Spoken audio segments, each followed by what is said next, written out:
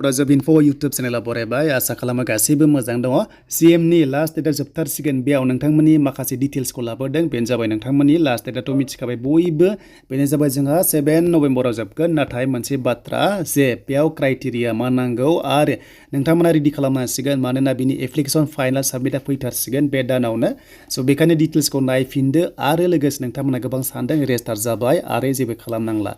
दा अनलि स्टेप 1 जादों बेनो जाबाय रेजिस्टारल' जादों जास्ट नोंथांमोना आईडी नाम्बारल' मोनदों नाथाय फाइनाल एप्लाइ जायाखै स' बे फाइनाल एप्लाइआवसो नोंथांमोना मा खालामनांगोन बेनो जाबाय नोंथांमोना डकुमेन्ट साबमिट खालामनांगोन दा बिनि माखासे अबजेक्टिभ्स दङ बेखौ नोंथांमोना जाहाथे नायो आरो लोगोसे बुजियो एन्ड क्राइटेरियाखौ होनाय लोगो लोगो नोंथांमोना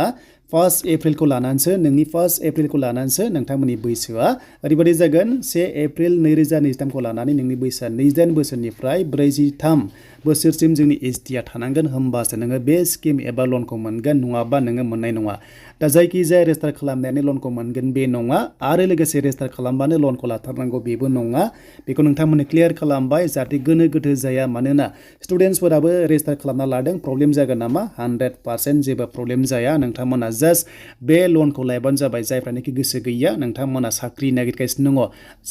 दङ जुदि साख्रि लेभेल जाहाथे बेनि सायाव जेबो प्रब्लेम गोग्लैया एबा जेंनायाव गोग्लैया स' बेखायनो दायो एडिआरइ भेकेन्सि हमना ला 2,000नि बारा भेकेन्सिस फैगासिनो दङ आसाम पुलिसाव 5,000नि बारा भेकेन्सिस आरो लोगोसे टिचारावहाय हमना ला 10,000 फैगासिनो दङ नोंथांमोना जाहाथे बेफोरबायदि लनखौ लाया आं आसा खालाम नोंथांमोना बुजिदों जायफ्रानोखि जब नागिरगासिनो दङ नाथाय जायफ्रा लन लानानै गोबां खामानि मावनो सानदों नोंथांमोना बेखौ 100% लानानै नोंथांमोना माखासे जिउ खुंनायाव आपग्रेड खालामनो हागोन देन बिनि फरायनायाथ' मिथिखाबाय नोंथांमोना क्लास 10 फेलनिफ्राय डिग्री पाससिम नोंथांमोना हागोन अके एन्ड जोंबादि जेनेरेल हमना ला डिग्री पासआ खालि 2 लाखल' मोनगोन नाथाय जायफ्रा बेफोरबायदि माखासे हल्डार्स दङ जेरै इन्जिनियार सेक्टरनिफ्राय फैनाय प्रफेसनेल नोंथांमोना डिप्ल'मा लानाय अब्लासो नोंथांमोनाहाय 2निफ्राय हमना ला 5 लाखसिम मोनगोन आरो 50%ल' बे रांखौहाय सुख'नांगौ बेखायनो जुदि मोजां मावनो हायोबा नोंथांमोना प्रफिटबो जागोन आरो जुदि मोजां खामानियाव बाहायाबा नोंथांमोना लसबो जागोन मानोना रांखौहाय 50% हरनांगोन जुदि नोङो 2 लाख लायोबा नोङो 1 लाखखौ नोङो गथायफिननांगोन नोंनि बिजनेसनि सायाव नायगोन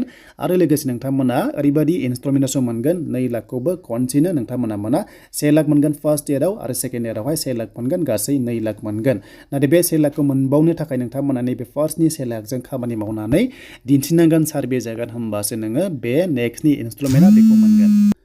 दा बे जाबाय डिटेल्स देन बेनिफ्राय स्किमनि डिटेल्सखौ मिथिबाय डकुमेन्ट्सआ मा नांगोन नोंथांमोना मेनआ जाहैबाय पेन कार्डआ नोंथांमोननि नङाबा ड्राइभिं लाइसेन्स नङाबा पासपर्ट नङाबा बेंक पासबुकआ आधार कार्डआ नांथारगोन एनि वान नोंथांमोना आईडी प्रुफ होनो हागोन बेजों लोगोसे मा बिदों एड्रेस प्रुफआव नोंथांमोना मा खालामनांगोन नोंनि एड्रेस प्रुफ आरो लोगोसे डोमिसाइलबो नोंथांमोना खालामनांगोन मानोना एड्रेसखौ नोंथांमोनाहाय नांगोन एड्रेस प्रुफ हिसाबै क्वालिफिकेसना ओरैबायदि थाहैगोन नोंना क्वालिफिकेसना ट्रेक जाहैगोन नोंनि सार्टिफिकेटआ गासैबो ट्रेक जागोन जे बियो लन लादों होननानै नोङो बेयाव रेकर्डआ थागोन एमप्लयमेन्ट एक्सचेन्जखौ नांथारगोन एमप्लयमेन्ट एक्सचेन्जआवबो रेकर्डआ थागोन जे बियो लन लादोंमोन जेब्ला साख्रि एप्लाइ खालामो अब्ला बे ओंखारगोन नोंनि एमप्लयमेन्ट एक्सचेन्जआव मानोना बेखौहाय ट्रेक खालामखागोन आरो रेकर्डआ थागोन प्लास नोंनि बेंक एकाउन्टआवबो थागोन जे नोंथांमोननि बेंकआव लन दं होननानै डाइरेक्ट नायबानो मिथिखागोन आरो लोगोसे पेन कार्डआवबो गासैबो रेकर्डआ थागोन आरो कमार्शियेल एकाउन्टसो खुलिनो होदों नोंथांमोना कमार्शियेल एकाउन्टआ नांगोन नाथाय सेभिंसआव जागोन ना जाया जेब्ला एप्लाइ लिंकआ एक्टिभ जागोन होमबासो मिथिगोन नाथाय कमार्शियेल एकाउन्ट बिनाय जादों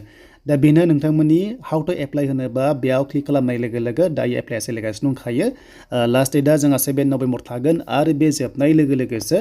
एप्लिकेसन फर्मनि लिंकआ एक्टिभ जागोन आरो बै आईडीखौ लानानै नोंथांमोना फाइनाल साबमिटआव डकुमेन्ट्सखौहाय आपल'ड खालामनांगन दा 30 डिसेम्बरसिम लास्ट डेट होदों डकुमेन्ट्सनि नोंथांमोना रेडि खालामनाय टाइमाहाय 30 डिसेम्बराव नोंथांमोना बिनि सिगांनो